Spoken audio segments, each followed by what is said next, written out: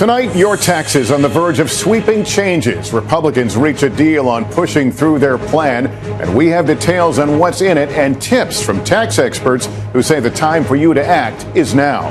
Shockwaves as a Democrat scores an upset victory in deep red Alabama. We go inside the fallout all the way to the White House. Late word of the health of Senator John McCain, battling brain cancer, now back in the hospital, as Joe Biden, who lost his son to the disease, offers powerful words of comfort to McCain's daughter, Megan. So there is hope. And if anybody can make it, your dad, her dad, is one of my best friends.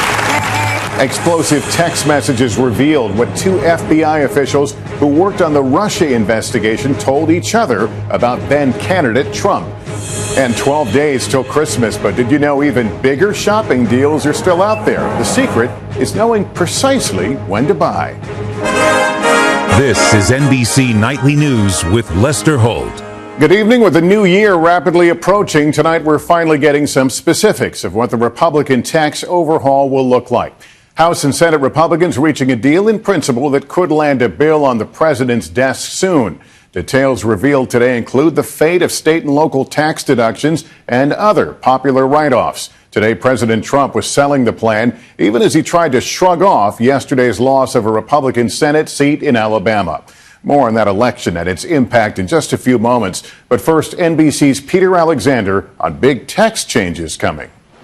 President Trump just in time for the holidays, promising to put more money in your pocket. We want to give you, the American people, a giant tax cut for Christmas. And when I say giant, I mean giant. So what do the Republicans agree on? According to multiple GOP sources, for top earners, the individual tax rate will drop from more than 39% to 37%. What had been a sticking point, deductions for property and state income taxes, capped at $10,000. Mortgage interest deductions protected for loans up to $750,000. But overturned a crucial component of Obamacare, the final bill repealing the law's individual mandate, ending the penalty for not having health insurance and potentially jeopardizing already fragile marketplaces. That repeal, the nonpartisan budget scorekeeper warns, could leave 13 million more people uninsured within the next decade. For businesses, the corporate tax rate, currently 35%, will be slashed to 21%. This is only a small beginning to the incredible things that our people will achieve over a very short period of time. For Republicans, banking on promoting tax cuts is a signature achievement ahead of next year's midterms. New urgency after Tuesday's stunning defeat in Alabama, with Democrats calling on Mitch McConnell to hit pause on the tax bill until the new senator is seated. Delay till Doug Jones gets here and can cast a vote. Plain and simple. Critics argue the bill disproportionately benefits the wealthy. And today, the outgoing Fed chair cast doubt on the president's rosy economic projections. It would be challenging to achieve numbers like that. The White House is hoping Congress will sign off on the bill and put it on the president's desk before Christmas. If they do, President Trump today promised Americans could begin seeing more money in their paychecks in February. Lester? Peter Alexander at the White House tonight. Thank you. And with the news of all these tax changes on the way, there's a lot to process, including the loss of and limitations on a long list of popular deductions. And you might be wondering what you should do now to prepare before they take effect. NBC's Tom Costello has been looking into it for us. While Americans are losing a list of favorite deductions, their new standard deductions are going up. $12,000 for individuals, $24,000 for couples. Now, with the new tax year just a few weeks away, personal finance experts say the time to act is now before the new rules take effect. The first thing that you should do is kind of review your finances and talk to a professional to make sure that the changes that you may want to make are ones that are really going to be best suited for you and your family. Among the top tax tips, if you live in a high-tax state, prepay at least some of next year's state and local property taxes now. Those deductions will soon be capped at $10,000. Contribute now to your favorite charities so you can itemize the deduction. Next year, you may not have the same financial incentive to itemize. If you own stocks and need to offset offset a year of big gains on Wall Street, sell now. The new law may require you to sell a stock you've held the longest first, resulting in a potentially big tax bill.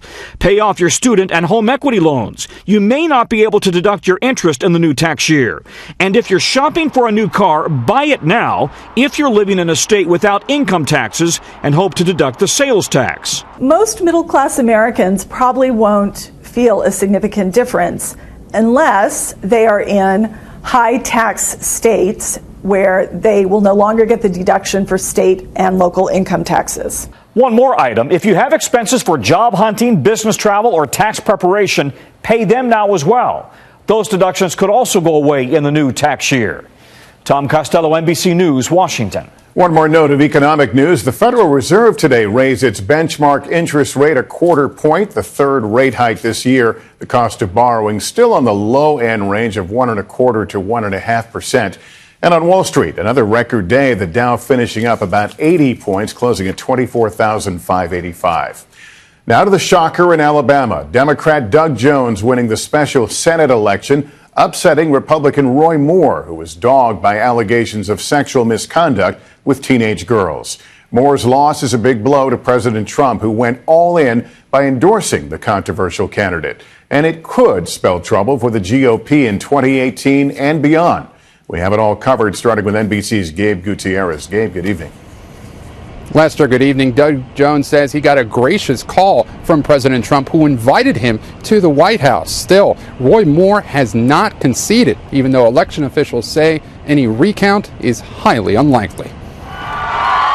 Tonight, Ruby Red, Alabama is sending its first Democrat to Washington in 25 years. Doug Jones is now urging his opponent, Republican Roy Moore, to concede. I would say do the right thing, Roy. Exit polls show about half of voters believe the allegations of sexual misconduct against Moore. The claims involving teen girls decades ago, which he denied, disgusted some registered Republicans. Alabama needs somebody that is going to make us proud, not be an embarrassment. Jones's victory relied heavily on strong support from women, crossover suburban Republicans, and African Americans, who made up 29% of the electorate, up slightly from when Barack Obama was last on the ballot. Do you feel people don't give black voters enough credit?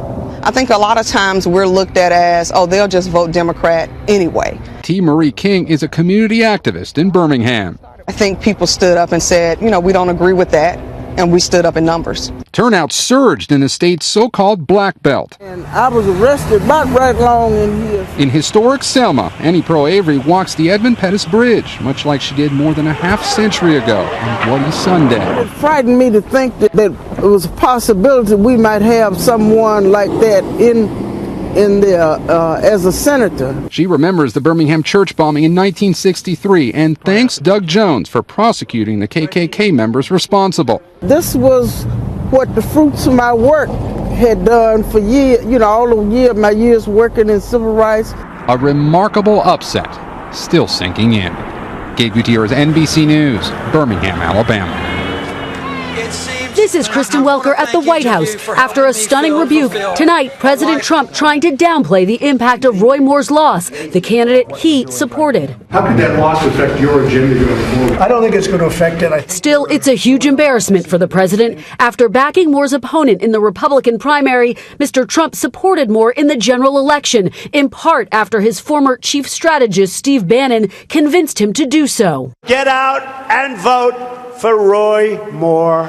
Alabama exit polls show voters are divided in their support of President Trump after he overwhelmingly won the state just a year ago. So is the president becoming a liability? Not only is Donald Trump weakened by losing a seat in the United States Senate, but he put his prestige on the line for a candidate who turned out to be absolutely toxic. Deepening GOP concerns, the rift in the Republican Party is growing, with Bannon saying Moore's loss has energized his war against the establishment. There's no magic wand. You're going to have to outwork people. If you get outworked, you're going to lose. Even as many Republicans are stepping up their calls for Bannon to abandon his anti-establishment battle. He campaigns in front of an American flag. He goes out of his way. He looks like some disheveled drunk that wanders in off the street. On Capitol Hill, a mix of relief that Moore won't be coming to Washington. I couldn't be more happy. Alabamans didn't want somebody who dated 14-year-old girls. and worry the GOP loss in Alabama could be a sign of things to come in the 2018 midterm elections. We can do better. Republicans can do better. The immediate impact may be on Capitol Hill, where Republicans' already very narrow majority will now be cut by one vote, making it even more difficult for the president to pass key agenda items. Lester. Kristen Welker tonight. Thank you. There are conflicting reports tonight about what happened surrounding the departure of Trump aide and former Apprentice contestant Omarosa Manigault Newman from the White House. The administration says she resigned, though a White House official tells NBC News that the timing of Manigault Newman's departure was unexpected, though it is unclear if the decision to leave was hers or whether she was removed from her post. The man in charge of overseeing the special counsel's Russia investigation says he has full confidence in Robert Mueller, but a newly revealed batch of text messages between two FBI officials who worked on Mueller's team and also worked on the Clinton email investigation has many Republicans questioning the investigation's impartiality. Here's NBC News Justice correspondent Pete Williams. As Donald Trump's campaign was building steam last spring, an FBI lawyer sent a text message to one of the Bureau's top agents who was working on the Russia investigation. The lawyer, Lisa Page, wrote, "God, Trump is loathsome human." And the agent, Peter Strzok, said Hillary should win 100 million to 0.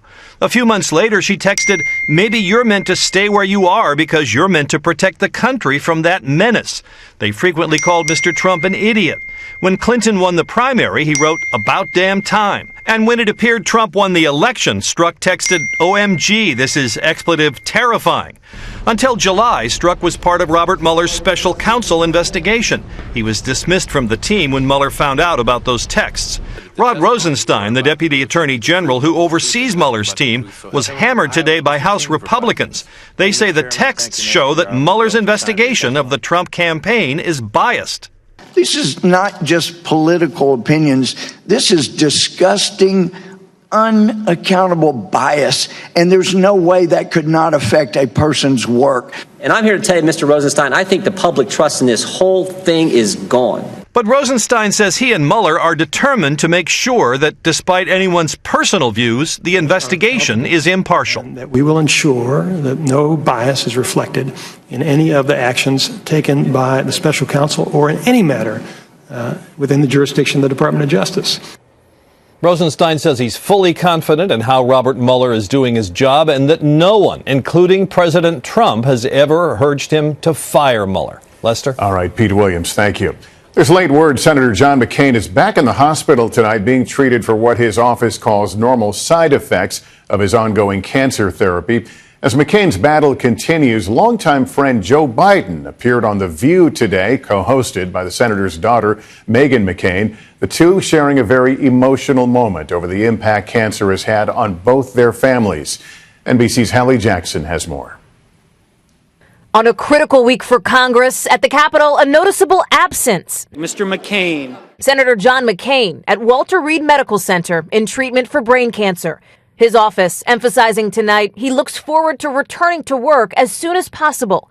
His daughter getting emotional today on The View with former Vice President Joe Biden, whose son died 2.5 years ago. Your son, Beau, had the same cancer that my father was diagnosed with 6 months ago. And I'm sorry. But there's a lot of hope, babe. I think about Beau almost every day. And I was told, sorry, that this doesn't get easier. The moment, poignant and personal. It's not about me. It's about everyone with cancer. No, it is about everyone. But look, one of the things that gave Beau courage, my word, was John. Your dad, you may remember when you were a little kid, your dad took care of my Beau. Beau talked about your dad's courage, not about illness, but about his courage. Diagnosed over the summer, McCain this winter has seemed to struggle at times getting around the Capitol, physically weaker, Hi, Senator. but still ribbing reporters. The treatment is very difficult. John has kept his senatorial duties at a level that it just blows my mind. Now, in one of his life's biggest battles, the senator fighting hard. Hallie Jackson, NBC News. We're going to take a short break here in a moment. We still have a lot of names on your holiday shopping list. We'll tell you the best day to score the best deal on clothes, electronics, toys, and more. Also, another famous actress comes forward, the accusation she's leveling at Harvey Weinstein. Stay with us. With Christmas just 12 days away, tonight the clock is ticking for holiday shoppers. But retail insiders say those who miss Black Friday may find even bigger bargains in the days ahead. The secret? Know what to buy and when. And as almost half of Americans will wait to complete their shopping during the week before Christmas, shipping companies are feeling the pressure. Here's NBC's Miguel Almaguer. If you missed the Black Friday stampede, the best holiday deals of the year may still be on the shelf. Teresa Gilmore has 12 days left to shop for 7 people, but industry insiders say knowing what to buy when could save you big. In the lead up to Christmas, you will see some retailers with special offers and promotions that they have been saving for the last minute shopper. Today's the day to get plugged in on a new laptop. Tomorrow, go to work on tools and hardware. They're typically on sale. Target the 15th for video games. Jewelry will be on sale the rest of the month. I tried to take advantage of it, and I covered all my list, so I did good. Apparel, shoes, or kitchen appliances on your list? Shop the 15th. The Smart Play for toys, the 16th. The sooner you buy, the better. Shippers are stretched to the limit. Many retailers urging shoppers to buy online and pick up in the store, as late deliveries typically double over the holidays. If you're mailing what you bought, you'll have until tomorrow to send it by ground shipping in time for Christmas. Otherwise, the money you saved will be spent on priority postage. Miguel Almaguer, NBC News, Los Angeles. Coming up in a moment, meet the newest members of the Rock and Roll Hall of Fame. Actress Salma Hayek is breaking her silence about Harvey Weinstein. In a powerful op-ed, Hayek calls Weinstein, quote, my monster, and accuses him of bombarding her with unwanted sexual advances. She also says Weinstein forced her to do a nude scene in the 2002 movie Frida for his own gratification. More than 80 women accuse Weinstein of sexual misconduct. He denies having any non-consensual sexual encounters. An all-star class is about to join an exclusive club of the greatest of all time. Nina Simone, Bon Jovi, The Cars, Dire Straits, the Moody Blues, and Sister Rosetta Tharpe make up the list of the 2018 class of the Rock and Roll Hall of Fame. They were chosen from a group of 19 nominees that will be inducted in April in Cleveland. Do you ever get accused of being too stubborn? That might not be such a bad thing. A new study finds it might help you actually live longer. Researchers at the University of California, San Diego, and a university in Rome found traits like positivity, a good work ethic, and yes, stubbornness could be the keys to longevity.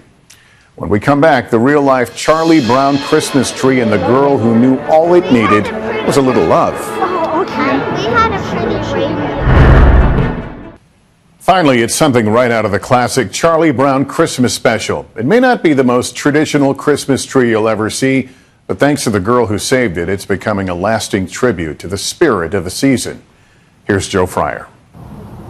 Among the hundreds of almond trees neatly lined across the Genzoli family orchard, you might notice the scrawny one on the corner, which was moments away from removal until Danielle Genzoli intervened. She had a fit. It was like, no, you can't do that. All this tree needs is a little love and care, and it deserves to live, Dad.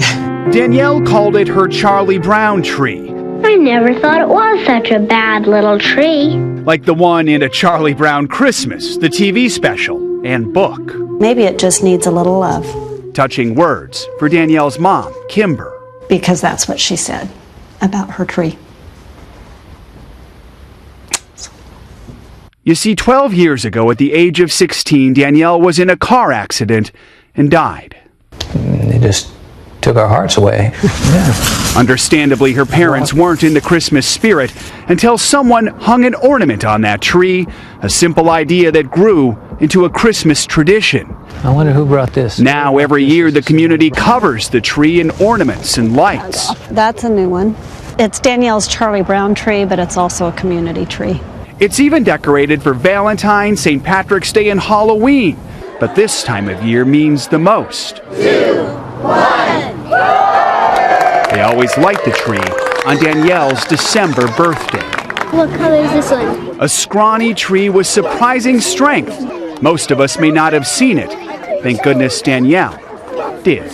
We made it the brightest and the best of all. Thanks to Danielle. Joe Fryer, NBC News, Houston, California. What a beautiful tribute to a life cut short.